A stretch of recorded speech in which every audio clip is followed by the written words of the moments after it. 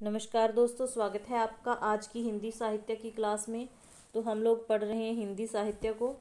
हिंदी साहित्य हम पढ़ रहे हैं HSSC TGT स्क्रीनिंग एग्ज़ाम के लिए और HPSC PGT Hindi screening exam के लिए। तो हम पढ़ रहे हैं ये सरस्वती पांडे और गोविंद पांडे की बुक से। आज हम लोग 80 नंबर पेज से शुरू करेंगे और आदिकाल के बारे में हम कुछ महत्वपूर्ण जो पॉइंट्स दिए हुए हैं उनको देख रहे हैं। तो आज की क्लास शुरू कर लेते हैं। तो सबसे पहला जो पॉइंट है इसमें, आचार्य रामचंद्र शुक्ल जी ने अपने इतिहास में आदिकालीन रचनाओं को 2 वर्गों में विभक्त किया है। जो आचार्य रामचंद्र शुक्ल जी हैं उन्होंने आदिकाल की जो रचनाएं हैं उनको अपने अनुसार 2 भागों में बांट दिया है। एक अपभ्रंश भाषा की रचनाएं कहा है उन्होंने, और एक देश भाषा या बोलचाल की रचनाएं कहा है। मतलब कि अपभ्रंश की रचनाओं और देश भाषा की रचनाओं में 2 वर्गों में उन्होंने बांट दिया है आदिकाल की रचनाओं को। और अपभ्रंश भाषा की जो रचनाएं उनमें उसने कौन सी रचनाओं को शामिल किया और देश भाषा की रचनाओं में किन किन रचनाओं को शामिल किया, ये आपने थोड़ा सा ध्यान रखना है। तो अपभ्रंश में कौन सी रचनाएं शामिल की हैं? सबसे पहले है विजयपाल रासो, हमीर रासो, कीर्तिलता और कीर्ति पताका। तो ये चारों रचनाएं आपने अच्छे से याद रखनी है। विजयपाल रासो, हमीर रासो, कीर्तिलता और कीर्ति पताका को आचार्य रामचंद्र शुक्ल जी ने आदिकाल में अपभ्रंश भाषा की रचनाएं कहा है। ठीक है। और देश भाषा काव्य की रचनाओं में उन्होंने कौन सी रचनाओं को शामिल किया है? खुमान रासो, ठीक है। और उसके बाद है बीसल देव रासो, पृथ्वी राज रासो, जयचंद्र प्रकाश, जयमंक, जस चंद्रिका, परमाल रासो, ठीक है, खुसरो की पहेलियाँ और विद्यापति पदावली। तो इनको आपको ध्यान रखना है, ये मिक्स मैच मतलब कि मिक्स ना हो जाएं। ठीक है। तो ये सारी रचनाओं को अलग से याद रखना है। आप अपभ्रंश की रचनाएं याद रख लीजिएगा, बाकी जो बची होंगी वो देश भाषा में आ जाएंगी। ठीक है। उसके बाद अगला पॉइंट है, आचार्य हजारी प्रसाद द्विवेदी ने आदिकाल के अंतर्गत 9 कवियों को शामिल किया है। तो ये गिनती आपने याद रखनी है कि हजारी प्रसाद द्विवेदी जी ने आदिकाल में कितने कवियों को शामिल किया है। तो 9 कवियों को शामिल किया है। अगला पॉइंट है, हेमचंद्र गुजरात के सोलंकी राजा सिद्धराज जयसिंह और उनके भतीजे कुमारपाल के राज दरबार में रहते थे। आचार्य के व्याकरण का नाम सिद्ध हेमचंद्र शब्दानुशासन है। तो क्या नाम है? हेमचंद्र, आचार्य हेमचंद्र की बात हो रही है। उनके व्याकरण का क्या नाम है? सिद्ध हेमचंद्र शब्दानुशासन। ये नाम याद रख लेना है। ठीक है। नेक्स्ट पॉइंट है, हेमचंद्र का व्याकरण सिद्ध हेम नाम से प्रसिद्ध हुआ। तो किस नाम से प्रसिद्ध हुआ? सिद्ध हेम नाम से प्रसिद्ध हुआ। सिद्ध हेम में संस्कृत, प्राकृत और अपभ्रंश तीनों भाषाओं का समावेश है। तो ये पॉइंट इंपॉर्टेंट हो सकता है कि आचार्य हेमचंद्र के व्याकरण में किन किन भाषाओं का समावेश है। तो संस्कृत, प्राकृत और अपभ्रंश तीनों भाषाओं का समावेश इसमें है। हेमचंद्र प्रसिद्ध जैन आचार्य थे। तो ये जैन आचार्य थे, ये भी ध्यान रखना। और इसका जन्म हुआ था 1088 में। ठीक है। ये पॉइंट भी आपको थोड़ा सा याद रख लेना है। हेमचंद्र के अन्य पुस्तकों का नाम निम्न है। तो देख लीजिए कौन कौन से नाम है ये। एक हो गए कुमारपाल चरित्र, योगशास्त्र, प्राकृत व्याकरण, छंदोनुशासन और देशी नाममाला कोश है। तो ये आपको पुस्तकों के नाम याद रख लेने हैं, ध्यान में रखने हैं। मतलब जो चीज़ पढ़ी होती है वो याद आ जाती है। हेमचंद्र को प्राकृत का पाणिनि कहा जाता है। तो ये इम्पोर्टेंट हो सकता है कि हेमचंद्र को प्राकृत का पाणिनि माना जाता है। अपने व्याकरण के उदाहरणों के लिए हेमचंद्र ने भट्टी के समान एक द्व्याश्रय काव्य की भी रचना की थी। सोमप्रभ सूरी गुजरात के एक प्रसिद्ध जैन साधु थे जिनका आविर्भाव 1252 में माना जाता है। ठीक है। सोमप्रभ सूरी में ने कुमारपाल प्रतिबोध नाम एक गद्य पद्यमय संस्कृत प्राकृत काव्य लिखा। आगे है, जैनाचार्य मेरुतुंग ने संवत 1361 में प्रबंध चिंतामणि नामक एक ग्रंथ की रचना की संस्कृत भाषा में। ठीक है। तो ये थोड़ा सा आपने ध्यान में रखना है। ठीक है। प्रबंध चिंतामणि में कुछ दोहे मालवा नरेश राजा भोज के चाचा मुंज के कहे हुए हैं। ठीक है। उसके बाद आगे है, प्रबंध चिंतामणि में दूहा विद्या में विवाद करने वाले 2 चरणों की कथा आई है, इसलिए अपभ्रंश काव्य को दूहा विदा भी कहा जाने लगा है। अपभ्रंश से पूर्व दोहा का प्रयोग नहीं होता था। लक्ष्मीधर ने 14वीं शताब्दी के अंत में प्राकृत पेंगलम नामक एक ग्रंथ का संग्रह किया। तो ये ग्रंथ का नाम आपने याद रखना है। प्राकृत पेंगलम में विद्याधर, शार्ंगधर, जज्जल, बब्बर आदि कवियों की रचनाओं को संकलित किया गया है। ये शार्ंगधर काफ़ी इम्पोर्टेंट है। प्राकृत पेंगलम में प्राकृत और अपभ्रंश छंदों की विवेचना की गई है। शार्ंगधर क्यों इम्पोर्टेंट है? क्योंकि इसको कुंडलीय छंद का प्रवर्तक माना गया है। ठीक है, तो आगे है प्राकृत पेंगलम को प्राकृत पिंगल सूत्र भी कहा जाता है। ये आपने लाइन देख लेनी है। प्राकृत पेंगलम की टीका वंशीधर नामक किसी विद्वान ने लिखा है। ठीक है, शार्ंगधर एक अच्छे कवि और सूत्रकार थे। शार्ंगधर ने शार्ंगधर पत्ती के नाम से एक सुभाषित संग्रह बनाया। शार्ंगधर पत्ती में बहुत से शावर मंत्र और भाषा चित्र काव्य भी दिए गए हैं। आचार्य शुक्ल ने प्राकृत पेंगलम के कुछ छंद के आधार पर हमीर रासो ग्रंथ के अस्तित्व की कल्पना की, जिसका रचनाकार शार्ंगधर को माना जाता है। ठीक है, उसके बाद है राहुल सांकृत्य ने जज्जल नामक किसी कवि को इसका रचयिता घोषित किया है। तो हमीरदेव रासो के जो रचनाकार हैं कौन है? शार्ंगधर है, इसीलिए भी ये इम्पोर्टेंट है। हमीरदेव रासो के रचयिता भी आपसे पूछे जा सकते हैं, तो कौन है? ये है शार्ंगधर। हजारी प्रसाद द्विवेदी का कथन है कि हमीर शब्द अमीर का विकृत रूप है, जो किसी पात्र का न होकर एक विशेषण के रूप में प्रयुक्त हुआ है। शिव सिंह सेंगर के अनुसार चंद की औलाद में शार्ंगधर कवि हुए थे, जिन्होंने हमीर गैरा और हमीर काव्य भाषा में बनाया था। ठीक है, शार्ंगधर कृत शार्ंगधर पत्ती संस्कृत भाषा में लिखा एक पद्यकोश है, किंतु बीच बीच में देश भाषा के वाक्य भी आए हैं।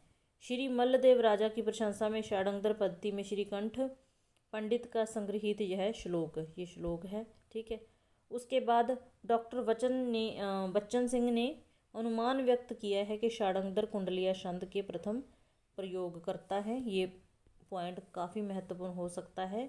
कुंडलीय छंद के प्रथम प्रयोगकर्ता कौन है? डॉक्टर बच्चन सिंह के अनुसार तो कौन है? ये शार्ंगधर है। ठीक है, आगे आ गया सिद्ध साहित्य। सिद्ध साहित्य से कई पॉइंट ऐसे हैं जो एग्ज़ाम में पूछे जाते हैं और कई एग्ज़ाम्स में पूछे गए हैं, तो इनको आप थोड़ा ध्यान रख लीजिए।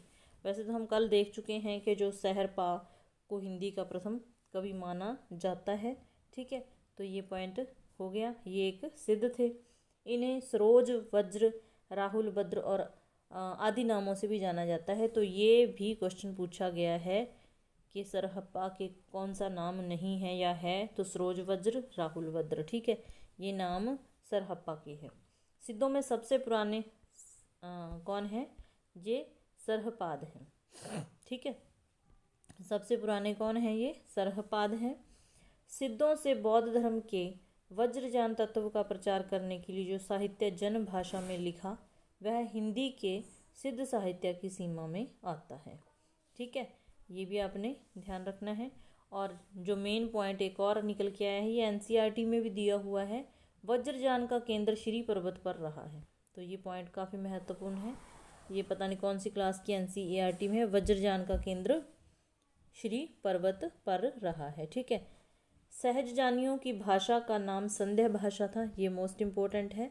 सहजजानियों की जो भाषा थी कौन सी थी? संध्या भाषा थी। ठीक है, कुछ विद्वानों ने संध्या भाषा का अर्थ यह बताया कि यह ऐसी भाषा है जिसमें संध्या के समान प्रकाश तथा अंधकार का मिश्रण है।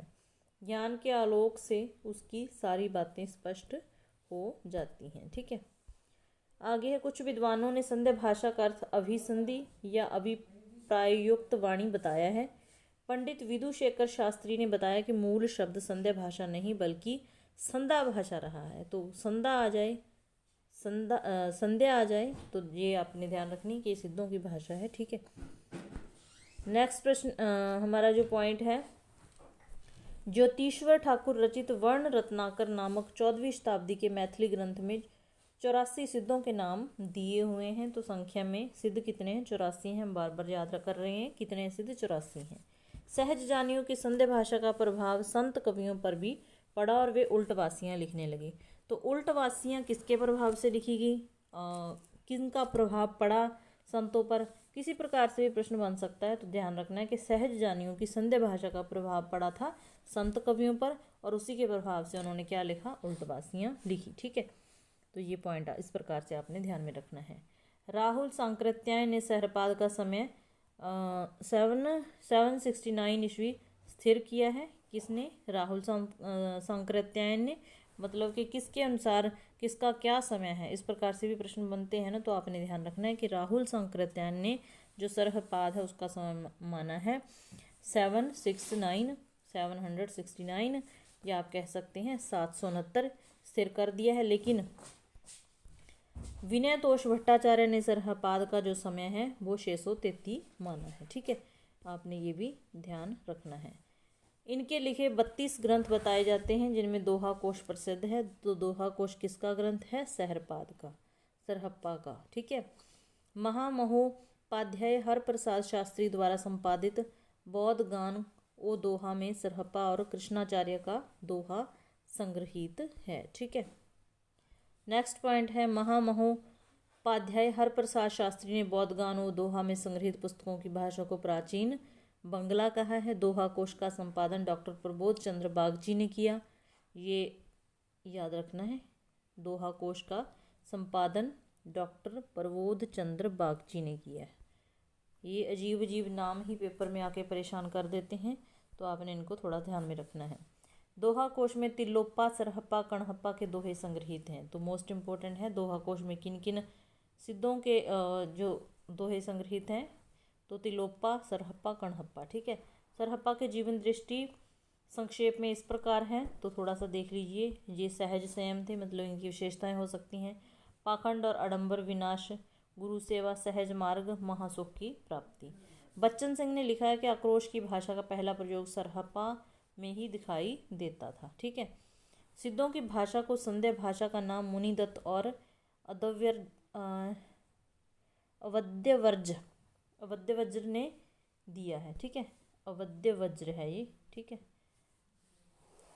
अवध्यवज्र। तो आगे है शबरप्पा सरहप्पा के शिष्य तथा लुइप्पा के गुरु थे।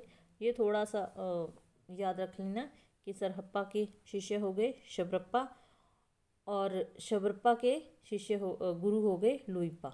ठीक है, शबरप्पा सरहप्पा के शिष्य थे तथा लुइप्पा के गुरु थे। मतलब कि लुइप्पा इसका शिष्य और ये इसका शिष्य। ठीक है, इस प्रकार से। शबरों की वेशभूषा में रहने के कारण इनका नाम शबरपाद पड़ा। इनका जन्म क्षत्रिय कुल में सन 780 ईस्वी में हुआ। चर्यापद शबरप्पा की प्रसिद्ध पुस्तक है।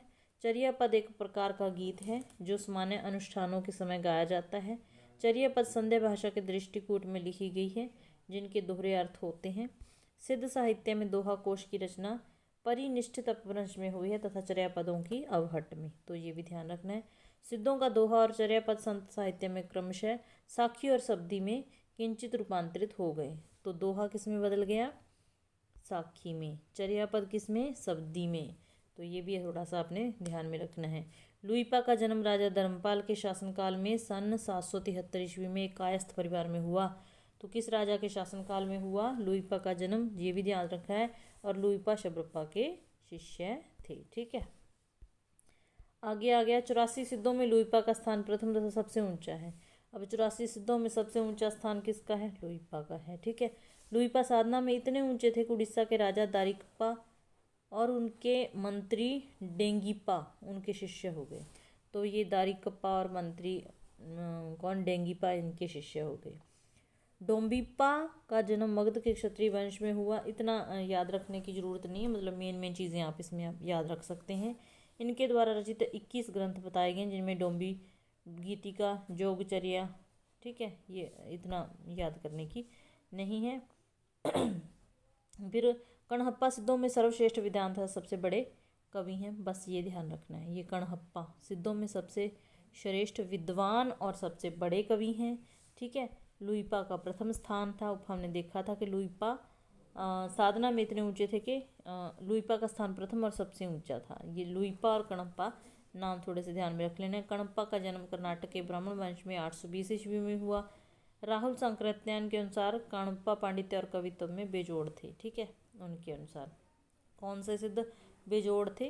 तो ध्यान रखना है ये कणहप्पा। ये थोड़े से नाम अजीब हैं, थोड़ा सा उच्चारण में इधर उधर हो गया तो देख लेना। ठीक है, कणहप्पा बिहार के सोमपुरी स्थान पर रहते थे तथा जलंधरप्पा को अपना गुरु बनाया। फिर आ गया ये जैन साहित्य। जैन साहित्य हम कल पढ़ेंगे, ठीक है। इसके जो भी मेन पॉइंट होंगे तो आपने चाहे एक क्लास में 5-7 क्वेश्चन ही निकलें तो आप उसको नोट जरूर कर लेना, जो पॉइंट आपको लगे कि ये प्रश्न पूछा जा सकता है। बस मैं तो एज ए नोट्स ही आपको पढ़ा रही हूँ, क्योंकि जैसे सिद्धों के बारे में कोई ना कोई एक आधा क्वेश्चन पूछा जा सकता है, और मैंने जहाँ तक देखा है कि क्वेश्चन मुझे इस बुक से मिल जाते हैं। तो बाकी किस्मत की बात है कि HPSC कैसा एग्ज़ाम बनाने वाला है, ठीक है। तो आपने थोड़ा सा ध्यान रख लेना, जो क्वेश्चन आपको मेन लगे तो आपको नोट कर लेना है। तो मिलते हैं नेक्स्ट क्लास में, तब तक के लिए बाय, धन्यवाद। लाइक ज़रूर कर दिया करो अगर क्लास थोड़ी सी भी अच्छी लगे तो, ठीक है।